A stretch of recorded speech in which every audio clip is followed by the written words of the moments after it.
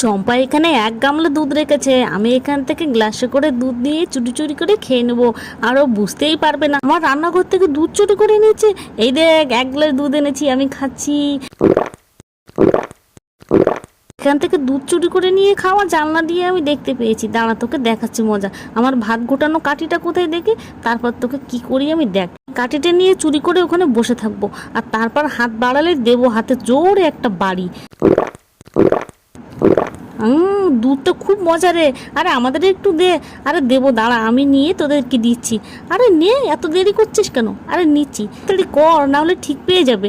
এই তো চুরি করে নেবো, হাতটা বাড়ালেই হয়। হাতটা বাড়া, তারপর তোকে দিলাম বাড়ি। এই কি হয়েছে রে? কি হলো?